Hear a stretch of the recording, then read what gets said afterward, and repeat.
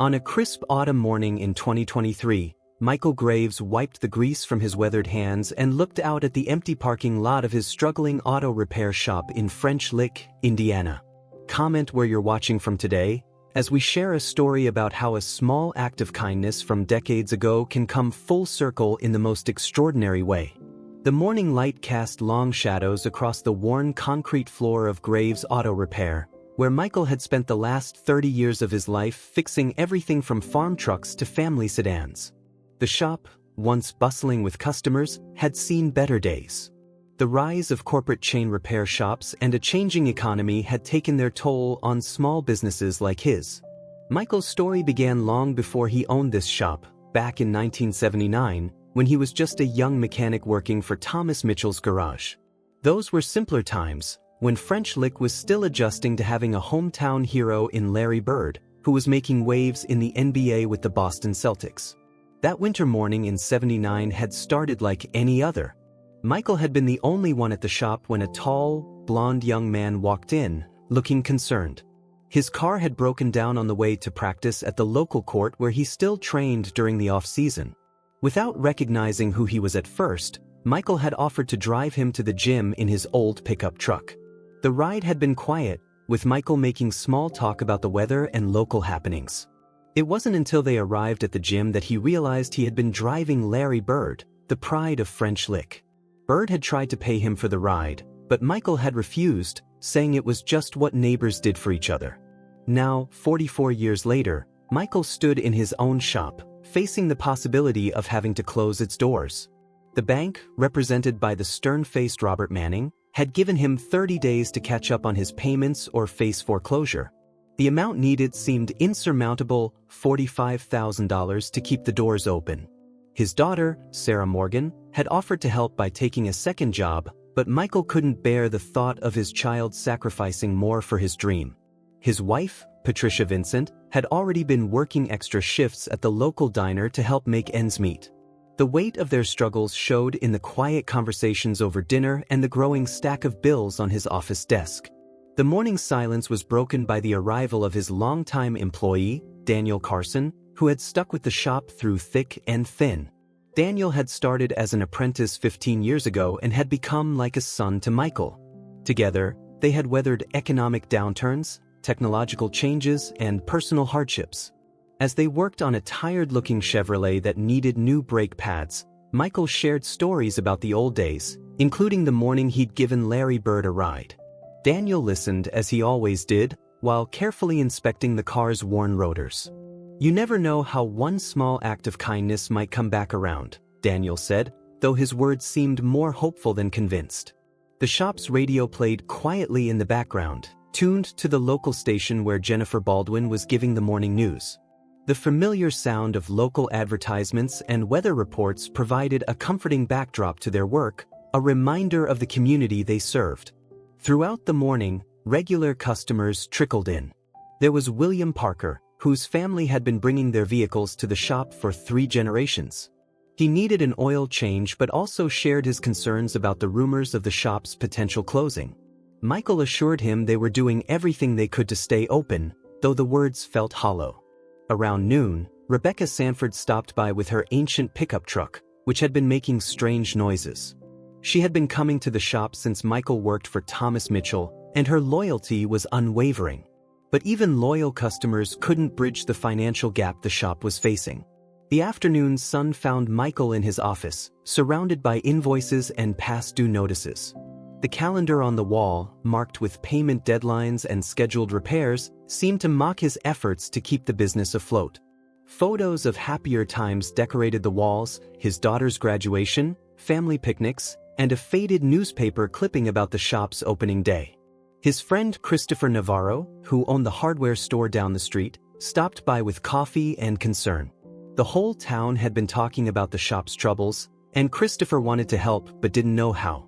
Small businesses like theirs were becoming endangered species in French Lick, replaced by bigger, shinier operations that lacked the personal touch.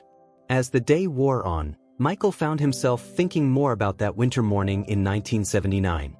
He remembered how Bird had thanked him for the ride, not with grand gestures or promises, but with a simple nod of appreciation. It hadn't seemed significant at the time, just one neighbor helping another. Now, facing the twilight of his career, Michael wondered if those simpler times were gone for good. The afternoon brought in Gregory Jackson's truck, which needed serious transmission work. Gregory was a farmer who depended on his vehicle for his livelihood, and Michael knew he couldn't charge him full price, not with the drought affecting local crops. It was decisions like these that had earned the shop its reputation for fairness and compassion, but they had also contributed to its financial struggles.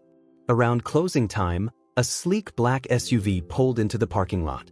Michael noticed it through the shop window but didn't think much of it. Probably someone looking for directions to the casino, he thought. The shop had seen an increase in lost tourists since the gambling boats had come to town. Daniel was cleaning up for the day, organizing tools and sweeping the floor, tasks that had become ritual over the years. The radio now played classic rock, and the setting sun cast an orange glow through the shop's western windows. It was the kind of peaceful moment that reminded Michael why he loved this work, despite all the challenges. Just as Michael was about to lock up, the SUV's driver door opened. A tall figure emerged, moving with deliberate steps toward the shop's entrance. The sunset behind him cast his features in shadow, but there was something familiar about his gait, something that tugged at Michael's memories. The bell above the door chimed as it opened, a sound that had marked countless entrances and exits over the years. But this time, it seemed to ring with a different tone, as if announcing something more significant than just another customer at day's end. Standing in the doorway was a man whose presence brought the shop to a standstill. Daniel stopped sweeping, and Michael found himself transported back to that winter morning 44 years ago. The man had aged just as Michael had, but there was no mistaking who it was. Larry Bird stood in the entrance of Graves Auto Repair, his eyes taking in the scene before him. He removed his sunglasses, and a hint of recognition crossed his face as he looked at Michael. The years seemed to peel away as both men remembered a simple act of kindness from long ago. "I've been hearing some things about this place," Bird said, his voice carrying the same French lick drawl that had become famous throughout his NBA career. "Thought I might stop by and see if the owner's still as generous with his time as he was back in '79. Michael stood frozen, memories flooding back of that snowy morning when he'd helped a young basketball player get to practice.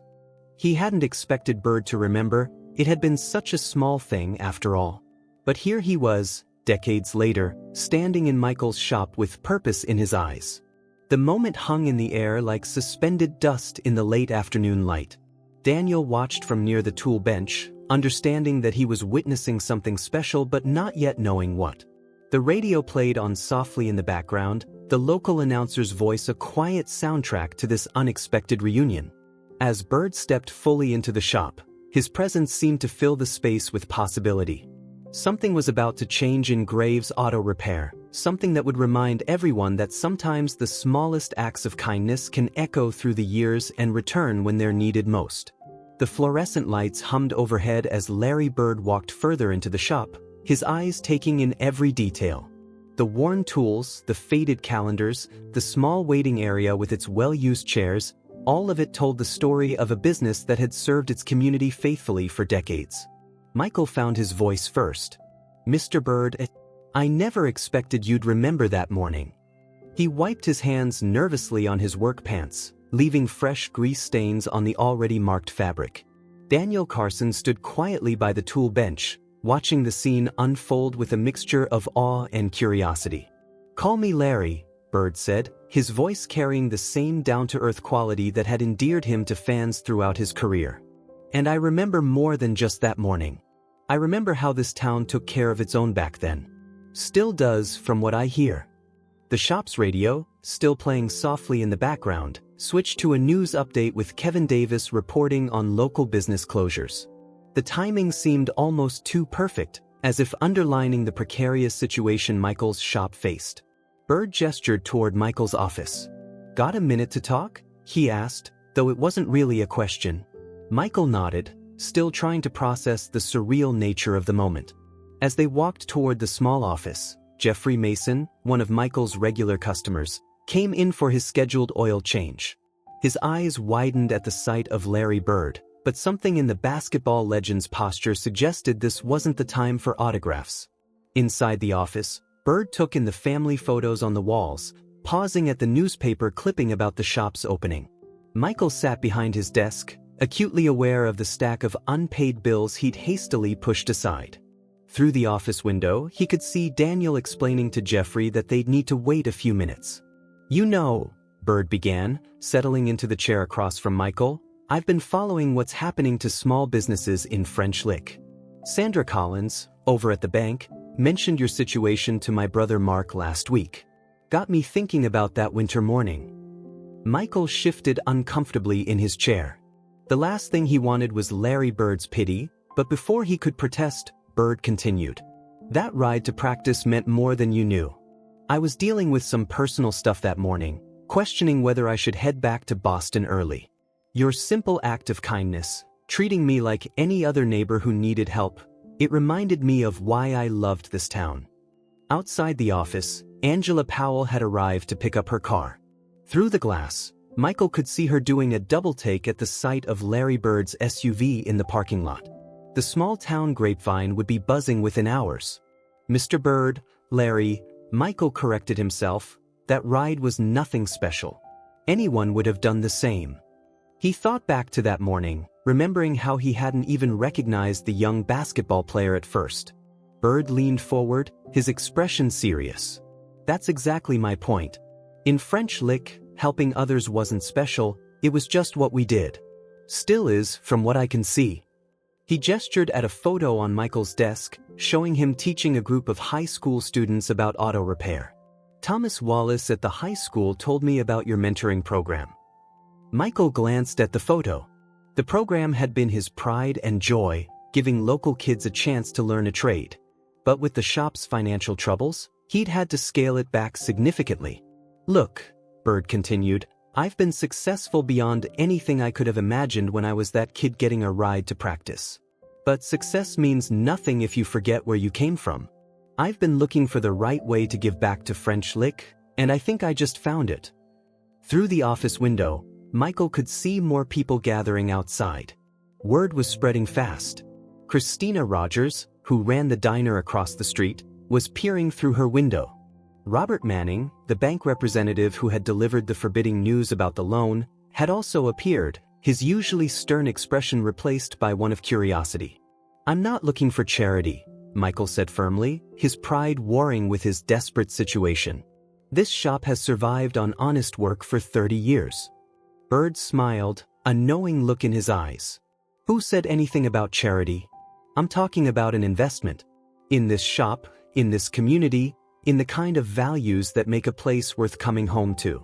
He reached into his jacket and pulled out a folder. "I've had my financial advisor, Jonathan Livingston, draw up some papers. A partnership proposal. You keep running the shop your way, teaching kids the trade, helping farmers fix their trucks even when they can't pay full price. I provide the capital to modernize your equipment, expand your services, maybe even open a training center for young mechanics." Michael stared at the folder, his mind racing. Through the window, he could see Daniel trying to maintain some semblance of normal business operations while sneaking glances at the office. Ashley Franklin, one of Michael's former students who now worked at the dealership in town, had arrived and was talking excitedly with Jeffrey Mason. "Why?" Michael managed to ask. "Why this shop? Why now?" Bird's expression softened. "Because 44 years ago, a young mechanic gave me more than just a ride to practice. He gave me a reminder of what makes this place special. And now, that same mechanic is still here, still helping others, still teaching young people the value of honest work. That's worth protecting." The afternoon sun had begun to fade, casting long shadows through the shop windows. Outside, the crowd had grown. Michael could see his daughter Sarah arriving, probably alerted by one of the many text messages flying around town. His wife Patricia stood beside her, worry and hope mingling on her face. "I can't guarantee success," Michael said, looking at the folders. "The industry's changing. Young people are different now." Bird chuckled. "People said the same thing when I was playing ball. But some things don't change. The need for skilled workers. The value of a mentor who cares. The importance of a place where people know they'll be treated right. He opened the folder, revealing detailed plans for modernizing the shop. I've had my team looking into this for weeks. Ryan Fletcher, my business manager, has run the numbers. With the right investment and your expertise, this place could become a model for other small-town repair shops. Michael studied the papers, his mechanic's mind naturally focusing on the details. The proposed equipment upgrades would allow them to service newer vehicles. The training center could provide additional revenue while fulfilling his passion for teaching. It was more than just a bailout, it was a vision for the future. Through the office window, he could see the community's reaction unfolding. Marcus Bailey, whose father had been one of Michael's first customers, was now outside talking with Sarah. Stephanie Molina, who ran the local paper, had arrived with her camera. This wasn't just about saving a shop anymore, it was about preserving a piece of French Lick's soul. "There's one condition," Bird said, his voice pulling Michael's attention back. "You have to promise to keep giving rides to anyone who needs one, even if they turn out to be future NBA players." For the first time that afternoon, Michael laughed. The sound seemed to break the tension that had built up over weeks of worry. He looked out at his shop, seeing it not as it was, but as it could be. The worn concrete floor could be renewed. The outdated equipment could be replaced. But the spirit of the place, the willingness to help a neighbor, teach a student, or fix a farmer's truck, that would remain unchanged. "I'll need to discuss this with my family," Michael said, though he could see Patricia and Sarah through the window, their expressions telling him everything he needed to know. Bird stood up, extending his hand. "Take your time. Talk it over. But remember, sometimes the best way to repay kindness is to make sure it has a chance to keep spreading." As they walked out of the office, the gathered crowd tried to act natural, though their excitement was palpable. Daniel had managed to complete Jeffrey's oil change despite the distractions. Christina Rogers had brought over coffee for everyone. The sense of community that Bird had spoken about was on full display. "One more thing," Bird said, pausing at the shop's entrance. "That morning when you gave me that ride, I was thinking about quitting basketball. The pressure was getting to me. But something about that simple act of kindness, the way you treated me like just another neighbor, it helped me remember who I was and where I came from. Sometimes the smallest gestures have the biggest impact." The setting sun painted the sky in shades of orange and purple, a fitting backdrop to a day that had started with despair and ended with hope. As Bird walked back to his SUV, Michael found himself surrounded by his family, his employees, and his community. The papers in the folder represented more than just a business opportunity, they were a chance to preserve something precious, something that had started with a simple act of kindness on a winter morning long ago. The news of Larry Bird's visit to Graves Auto Repair spread through French Lick faster than a prairie fire. By the next morning, Stephanie Molina's article in the local paper had everyone talking. The headline read, "Basketball legend returns to pay back a long-ago kindness," and the story captured the imagination of the entire town. Michael arrived at the shop early that morning to find Rachel Anderson, the local radio host, waiting outside with her microphone.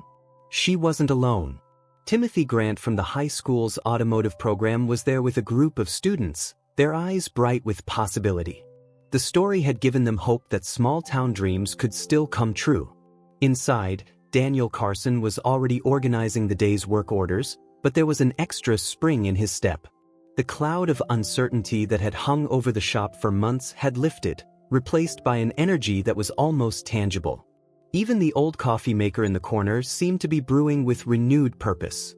"You should see social media," said Crystal Martinez, Michael's youngest mechanic, holding up her phone. "The story's gone viral. People are sharing their own memories of the shop, talking about times you helped them when they were stranded or short on cash." The morning brought a steady stream of visitors. Douglas Lawrence, who'd been coming to the shop for oil changes since the 1980s, arrived with a box of old photographs. One showed a much younger Michael working on Douglas's first car, a beaten-up Chevrolet that had somehow lasted through 3 teenagers learning to drive. Jennifer Wallace, the high school principal, came by to discuss expanding the student mentorship program. "With the new training center Larry Bird's proposing, we could offer real vocational opportunities," she said, her enthusiasm infectious.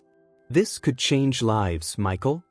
Around mid-morning, Jonathan Livingston, Bird's financial advisor, arrived with a team of consultants. They began measuring the space, discussing renovations, and making plans for the new equipment. Michael watched as they transformed his familiar shop into blueprints and possibilities. "We're thinking of keeping the original sign," said Catherine Peterson, the architect Bird had hired. "Just restore it, add some subtle lighting. This place has history. We want to honor that while building for the future." The phone hadn't stopped ringing all morning. Michelle Edwards, the local Chamber of Commerce president, called to discuss making the shop a stop on the town's historic business tour. "This is exactly the kind of story we need," she said. "It shows what makes our community special." By lunchtime, Christina Rogers had organized an impromptu celebration at her diner across the street. The place was packed with well-wishers, including Robert Manning from the bank, who looked considerably more friendly than he had during his last visit to the shop. Sarah Morgan, Michael's daughter, had taken the day off from her teaching job to help manage the sudden influx of attention. She stood by her father's side as reporters from neighboring towns began arriving, each wanting to tell the story of the mechanic who had helped Larry Bird and was now receiving an unexpected reward. "Dad," she said during a quiet moment, "remember when I was little, and you used to tell me that kindness always finds its way back to you? I never really understood what you meant until now." The afternoon brought more surprises. Thomas Wallace, one of Michael's former students who now owned his own shop 2 towns over, drove in with his entire staff. "We're here to help with the transition," he said. "Whatever you need, boss. You taught us more than just fixing cars, you taught us about community." Patricia Vincent, Michael's wife, arrived with albums full of newspaper clippings she'd kept over the years.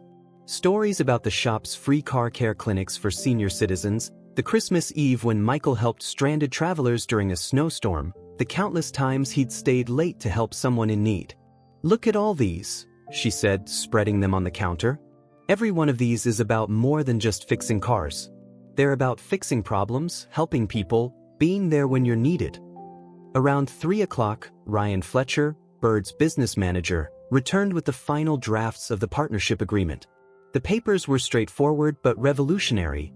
Bird would provide the capital for modernization and expansion, while Michael would maintain complete operational control and implement his vision for the training center. "Larry was very specific about this," Fletcher explained. "He wants to preserve what makes this place special while giving it the resources to thrive in the modern era." The afternoon sun filtered through the shop windows, catching the dust motes in its beams, as Michael sat with his family to review the documents. Daniel Carson joined them, his years of loyalty earning him a place at this crucial moment. Together, they read through the plans for the shop's future. The proposed changes were significant but thoughtful. New diagnostic equipment would allow them to service the latest vehicle models. The training center would occupy the vacant building next door, which Bird's team had already arranged to purchase. Solar panels would reduce operating costs, and a new computer system would streamline operations. But more importantly, the agreement included provisions for continuing the shop's community service traditions. The senior citizen discounts would stay. The student mentorship program would expand. The emergency assistance fund for stranded travelers would become an official part of the business model. This isn't just about saving a business, Michael realized aloud. It's about preserving a way of life. As the day wound down, Elizabeth Hawkins, who ran the local historical society, arrived with an intriguing request.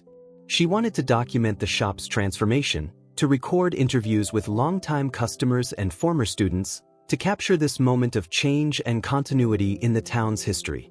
"Stories like this don't happen every day," she said, setting up her recorder. "A small act of kindness coming full circle after 44 years? That's something worth remembering." The evening brought one final surprise. Sharon Benjamin, who worked at the high school, arrived with a group of students. They had created a hand-drawn card, signed by hundreds of people from the community, thanking Michael for his years of service and expressing excitement about the shop's future. Among the signatures was a special message from Larry Bird himself. "Some people measure success in points scored or games won. Others measure it in lives touched and lessons taught. You've been scoring points in this community for decades, Michael. Now it's time for an assist. As the sun set on this extraordinary day, Michael stood in the doorway of his shop, looking out at the town he'd served for so long. The old sign cast familiar shadows on the pavement, soon to be restored but never replaced. Inside, the tools and equipment that had served him faithfully would soon have new companions, but the spirit of service they represented would remain unchanged. Daniel was closing up, going through the same routine they'd followed for years, but now with the knowledge that tomorrow would bring the beginning of something new. The radio played softly in the background, where Rachel Anderson was still talking about the day's events, describing it as a reminder that in small towns, kindness isn't just a virtue, it's an investment in community. Sarah and Patricia stood beside Michael, their hands intertwined, watching the last colors of sunset paint the sky. Tomorrow would bring contractors and consultants, new equipment and renovations, challenges and opportunities. But tonight was for remembering how it all began, with a simple act of kindness on a winter morning, when a young mechanic gave a ride to a basketball player who needed help. As they locked up for the night, Michael thought about all the lives that had intersected in this shop over the years. The students he'd taught, the travelers he'd helped, the community he'd served. Larry Bird's investment would ensure that these traditions continued, that future generations would have a place where kindness and craftsmanship still mattered. The story of Graves Auto Repair was far from over. In many ways, it was just beginning a new chapter. But its heart, the belief that helping others was just what neighbors did, would remain unchanged, a testament to the enduring power of small acts of kindness and the communities that never forget them. 6 months after Larry Bird's unexpected visit, Graves Auto Repair stood transformed, yet somehow more itself than ever. The grand reopening drew hundreds of people from across Indiana, turning French Lick's quiet Main Street into a celebration of community spirit. The morning sun glinted off the restored vintage sign, now illuminated by subtle LED lighting that Catherine Peterson's design team had installed. The worn concrete floor had been replaced, the walls freshly painted, and state-of-the-art equipment filled the expanded workspace. But it was the faces that told the real story of transformation. Michael Graves stood beside Larry Bird as they cut the ceremonial ribbon, both men looking slightly uncomfortable with the attention but understanding the moment's significance. Stephanie Molina was there with her camera, capturing the instant for the local paper's front page. Behind them, a crowd of community members watched, many wiping away tears. Sometimes the best investments aren't about money, Bird said in his brief speech.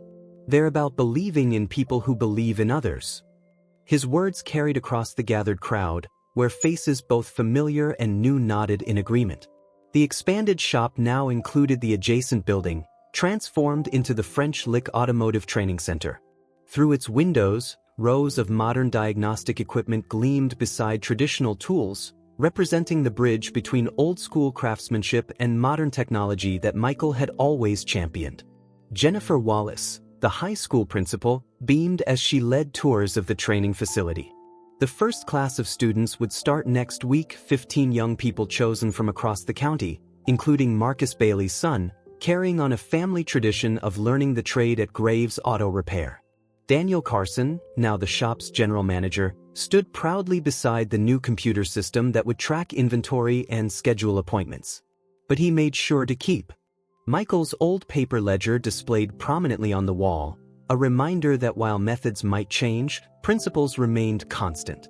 The morning's ceremonies gave way to a community celebration that spilled into Christina Rogers' diner across the street. She had prepared a special menu for the occasion, naming sandwiches after regular customers and their favorite cars. The Bird Special, a towering club sandwich, had already become a local legend. Around noon, Thomas Wallace arrived with a surprise, a fully restored 1979 pickup truck, identical to the one Michael had used to give Bird that fateful ride. "We found it in a barn outside town," he explained. "Took us months to restore it, but we thought it belonged here." The truck would become a permanent display piece in the shop's waiting area, a symbol of how small acts of kindness can echo through time. Robert Manning from the bank was there, proudly pointing out to anyone who would listen that he had been instrumental in connecting Larry Bird's team with the shop. Nobody minded his slight revision of history. The day was about celebration, not criticism.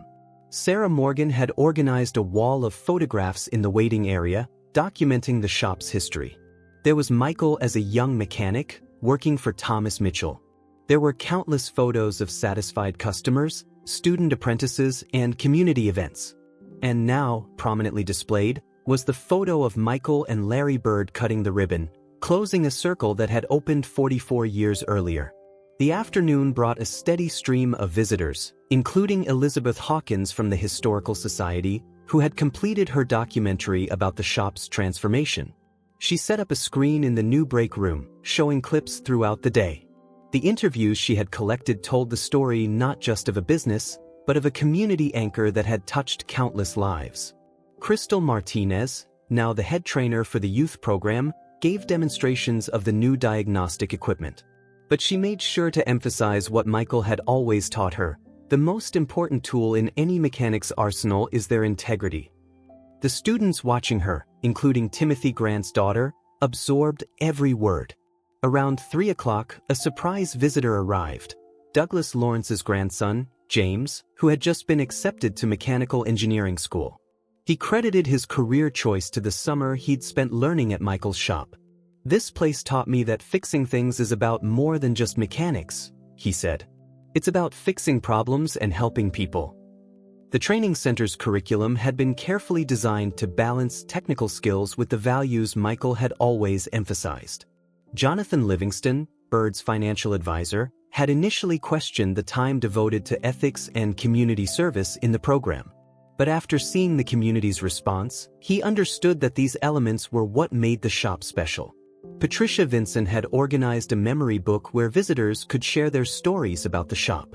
The pages filled quickly with tales of midnight rescues, payment plans arranged for struggling families, and countless small kindnesses that had made big differences in people's lives. As the afternoon wound down, Ryan Fletcher presented Michael with the final statistics. Enrollment in the training program was full for the next 2 years. The shop's modernization had increased efficiency by 60%, and the solar panels were already reducing operating costs. But the numbers that meant the most to Michael were different. 25 students enrolled in the first training class, 15 local jobs created, and countless community partnerships strengthened. Larry Bird had remained quietly present throughout the day, watching the impact of his investment unfold. As the crowd thinned, he shared a private moment with Michael in the office that still housed the old desk and family photos. "You know," Bird said, "when I decided to help, I thought I was just saving a good business. But watching all this today, I realize we're preserving something much more important.